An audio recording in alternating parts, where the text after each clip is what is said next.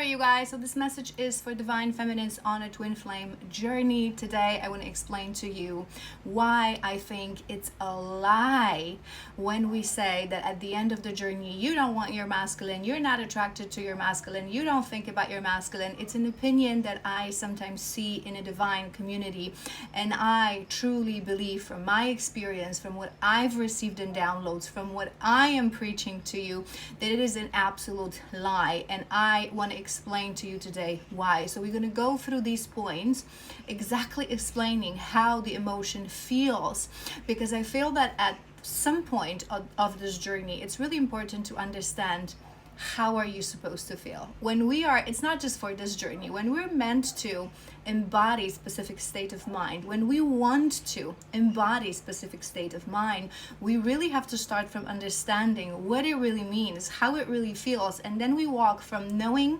to embodying, and those kind of information can cause a lot of misconception. So let's go through this, the attraction, the longing, the wanting, the thinking, and then at the end I'm going to explain to you why I feel that certain women express these opinions online, and I challenge any feminine who've reached wholeness to disagree with what I'm about to say, who reached wholeness on this journey, obviously. All right, so when some women say that at the end of the journey you don't want him, you don't want your divine masculine, it is simply not true. It's just that the wanting is no longer the necessity. The wanting is no longer the wanting of the ego. So you no longer want him because you have this pain inside of you and you cannot go on, you cannot be happy, you cannot move on without him. You still desire him, but the desire of the ego moves to the desire of the soul as you heal. And as you desire him in your soul, because your soul remembers that on your highest, most abundant timeline, there he is in union with you. So the desire of the soul, that wanting of the soul exists, but it's no longer dependent, and it's no longer a dependency for your happiness, for your thriving, right? So you have that desire in your soul, you have that desire in your heart, you still want that union, but it's no longer stopping you from living your life, from being happy, from thriving, from feeling joy, from feeling bliss, from feeling peace, from living every day to the maximum and following your path. Now, the next thing that they say is that you no longer feel attracted to him. And that's another lie, because you do feel attracted to him, but the attraction is no longer the longing. So when you think of him, or even when you stand in front of him, you're no longer guided and you're no longer pushed by this crazy desire of the body where you cannot control yourself, where your longing and your attraction and your desire is above your self-worth, your self-control, your values, your self-respect, and your boundaries. But the desire, the attraction, it's still there. Next thing that they say is that you don't think of him, and that's another lie, because he is you and you are him. You are one consciousness with your twin flame, and I've explained this so many times in my masterclass included. From the moment of activation, from the moment you see this person for the first time in the physical world, your energy bodies blend, and they are energetically always with you. This is why it feels like they're literally with you in the room. With you in the room. And especially for those feminines that you're also psychics and seers, you can actually see him, his energy, the representation of his higher self. That's the best way I can explain this to you. Its energetic imprint is always with you. It's permanently attached to your energy body, vice versa for him. But as we heal, we start to understand that there's a huge difference between incoming download and presence of energy that our brain processes in the form of thought that emerges, and engaging with that thought. So you will think of him. He will be on your mind because he's in your energetic field 24/7. It's not going to go away. It's just that because you healed, you're not going to engage with that thought. So you're going to wake up, boom, you're going to think of him, but you're not going to start thinking. You're not going to switch on the process of your mind, where is he, why is not here, it's just gonna be there. It's just gonna live rent free in your mind. You're not going to engage with those thoughts. You're not going to entertain those thoughts. You're not going to allow your shadows, your ego, to create stories based on that thought. It's just going to be a thought. Similarly, as I teach you guys to start to differentiate your intuition from your thinking mind. Your intuition is a thought that comes through your heart to your brain. Obviously, any thought has to be processed by the brain, but it just serendipitously sort of comes out of nowhere. But then the thinking process is what the mind does, and it's a conscious, sometimes subconscious, but you have to engage in it. It's already thinking, right? So you have to understand the difference. So again, you're going to think of him. It's just that you're not going to engage with that thought. And the last thing is, they say you don't care what he does, you don't wonder what he does, and that's another lie. Because sometimes as that thought comes to your mind, you can think to yourself, oh, I wonder where he is. I wonder, especially that usually the feminines, for most part on this journey, we have zero information in separation about our masculine. They have access to us, usually through social media or from some sort of means, because being who we are, we usually are very vocal about our path, our mission, and what we're meant to bring to this world, messages that we're meant to bring to this world, whereas the masculine sort of goes under a rock. So he has access to us where we have no idea. Is he single? Is he still lives in the same place, in the same country? Maybe he got married, maybe his children, maybe we have no idea what is he doing on his karmic quest.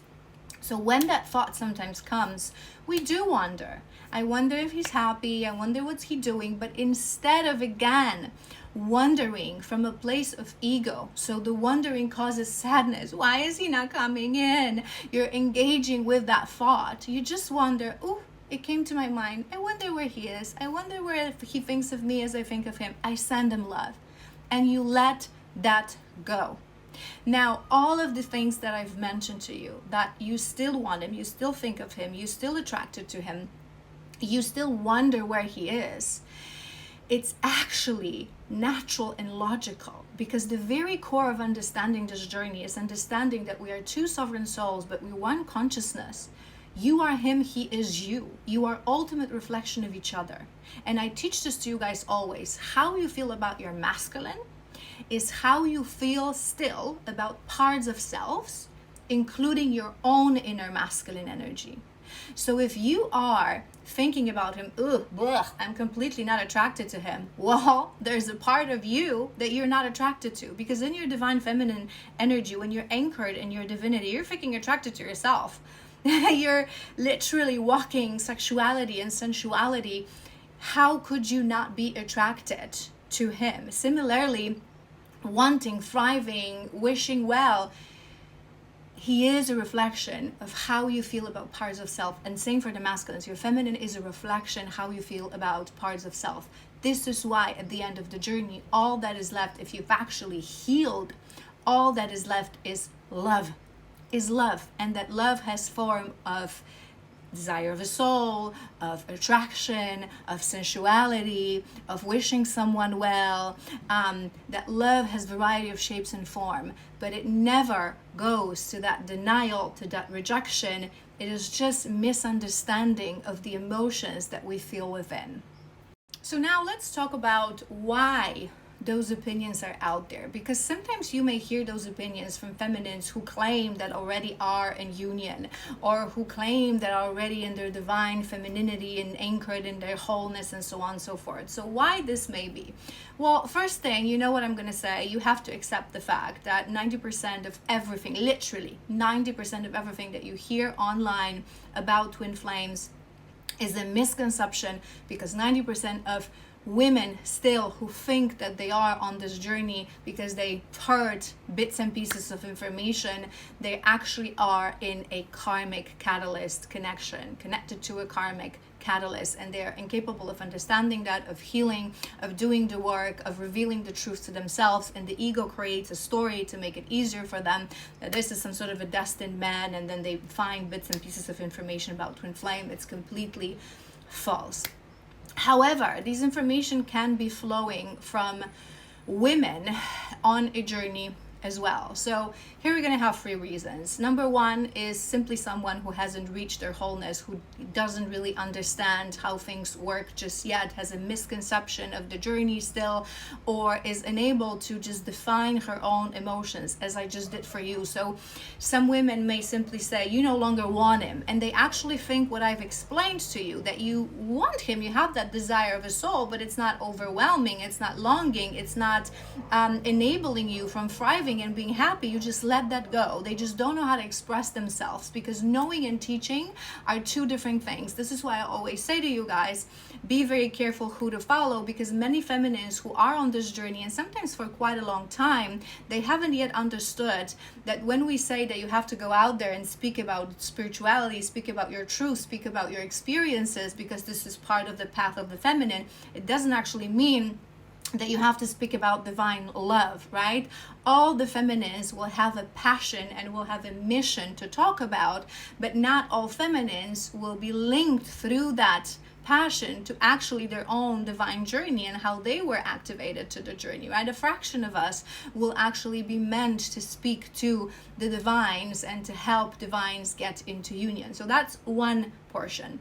The second part are the feminines who don't really haven't really reached that point where I always explain to you guys that there are 3 key things that we need to heal on that journey, right? So we need to heal ourselves, we need to heal ourselves as in a healing of a soul, right? So that deep soul kind of a healing, soul, ego, your existence kind of a healing of the wounds. Then there is your path, your purpose, your mission, so your authenticity. So actually rising in your power, in your authenticity, in your truth, externalizing your truth. And then the third part is healing of the connection. It's a part that many feminine forget about or leave it at last. They don't understand that they cannot swipe things under a rug. They cannot forget about the masculine.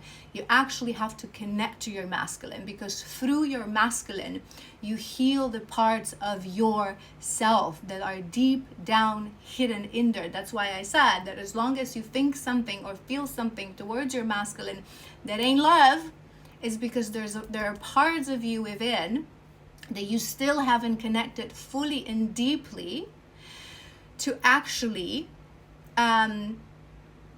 leave love as everything, as the only thing, as the only vibration that is left, love and authenticity. And the last case can be feminines who, well, I'm not going to mention feminines who are denying the journey and refusing the journey and who stepped away from the journey, because I would assume that they're not then speaking these things, that perhaps it may be a case. So let's add it as another case, that there may be feminines who are saying that at the end you don't want him, you're not attracted to him. This is simply because they decided within themselves that they want to step away from this journey. I've done so many videos about this, explaining to you guys that you cannot really unsubscribe, but some feminists will make that attempt, and ultimately you have a free will. So if after a couple of cycles you're going to continuously say, I don't want it, I don't want it, I don't want it, I want to settle for a soulmate, it's too late, I don't want to heal anymore, I don't want to go any deeper, they will grant you your wish. So then these feminists can say that when you reach wholeness, this is why it's important to understand, are you speaking from a place I've given up on the journey, or you're speaking from a place I actually reached union? So remember, when you listen to someone speak, understand their context, learn about the healer, and don't just believe random comments left by someone that you know nothing about. It's just going to confuse you. But back to that final case that I wanted to mention to you. Some feminines, when we struggle on this journey, because this journey is quite complex, right? I don't want to say it's complicated, because it's only as difficult as you deem it to be, but it's quite complex. You have to really go down on your shadows, you have to ascend, and you have to descend, you have to understand certain concepts, you have to return to certain wounds, you really have to connect fully to the divine and let go of the mind that is blocking you from understanding things that the mind isn't capable of understanding. You have to move to the frequency of truly feeling and embodying, rather than trying to find the logic. So it can be a little complex, and there are certain things that we struggle on this journey. But as long as we want to move through this journey, we want to dedicate ourselves to this journey, we want to continue the journey, our guides will help us to power through certain things. So I'm going to give you an example to understand. If you, for example, because again, every pairing is going to be a little different. We're going to have different shadows, different things to work through. So if you, for example, one of the things that you and your masculine would fall into was the attraction, because it's not that way for everybody. Like, all pairings going to have insane chemistry, but there will be some pairings that are actually able to communicate as friends and talk to each other, whereas there's going to be pairings that you put them in one room together, boom, it's not going to be a possibility, that it's not going to happen, right? In that in and out first stage, it's very passionate, it's very like driven by the passion and by the physicality. So for those pairings, it may happen that your guides preparing you for reunion, preparing you for stepping into union, they will know that, damn, these guys will like, it's gonna be hard for them to like not, just the moment they're gonna see each other, so you gotta help them out. And they sort of numb it, this emotion a little bit for you, right? So as you, for example, speak to your masculine or speak to your feminine, or you start to reach out, you call and you exchange messages, they're sort of gonna help you to step into the emotion of friendship, to see more who they are beyond just the chemistry and just the body.